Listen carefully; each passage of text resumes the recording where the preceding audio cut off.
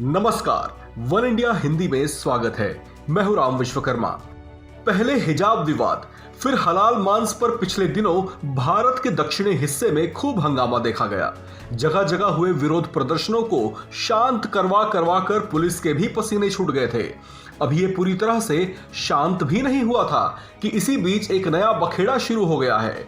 ये नया बखेड़ा शुरू हुआ है अजान की उन तेज ऊंची आवाजों से जिसे मस्जिद की मीनारों से दूर दूर तक पहुंचाया जाता है। लेकिन ये बात कुछ लोगों को इस कदर नागवार गुजरी है कि खुदा की इबादत में लाउड स्पीकर के इस्तेमाल का ही विरोध शुरू कर दिया। अब तक इसे लेकर कुछ समूहों की ओर से ही आवाजें उठाई जा रही थीं, लेकिन अब इस विरोध ने सियासी रंग भी ले लिया है।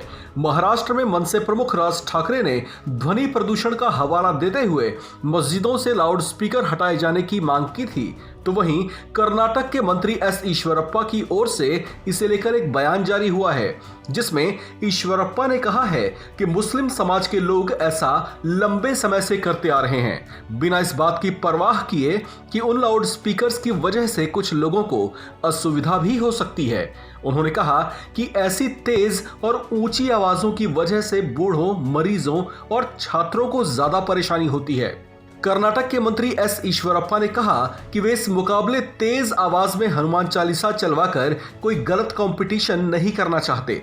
इसे लेकर हाई कोर्ट के निर्देशों का जिक्र करते हुए कर्नाटक के सीएम बसवराज बोम्मई ने कहा कि कोर्ट के निर्देशों का पालन किया जाएगा। उन्होंने बताया कि हाई कोर्ट का निर्देश किसी विशेष धर्म या वर्ग विशेष को लेकर नहीं आया है। इसके लिए प्रदेश सरकार बातचीत का सहारा लेगी और मामले को उचित ढंग से ही सुलझाएगी।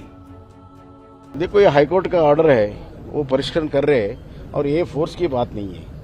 ये समझा बुझा के सब कुछ करना है। High court orders, it is not only for azan, it is only all what you call loudspeakers, so we will take a call. आपको बता दें, लाउड स्पीकर से अजान को लेकर कुछ संगठनों की ओर से विरोध जताया गया था। साथ ही मांग पूरी न होने पर उनकी ओर से आंदोलन तेज करने की चेतावनी भी दी गई थी।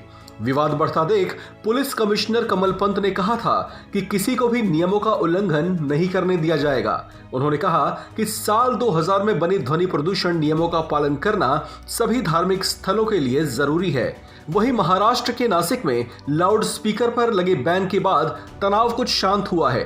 पुलिस कमिश्नर दीपक पांडे ने कहा कि निर्देशों के मुताबिक लाउड स्पीकर और डीजे पर बैन लगा दिए गए हैं, जिसका उल्लंघन करने वालों पर सख्त कार्रवाई की जाएगी। गौरतलब है कि पिछले कुछ दिनों से यहां लाउड स्पीकर से अजान का मुद्दा विवादों में छाया हुआ था, जिसे महाराष्ट्र और कर्नाटक सरकारें शांतिपूर्ण तरीके से सुलझाने की कोशिशों में जुटी हुई हैं।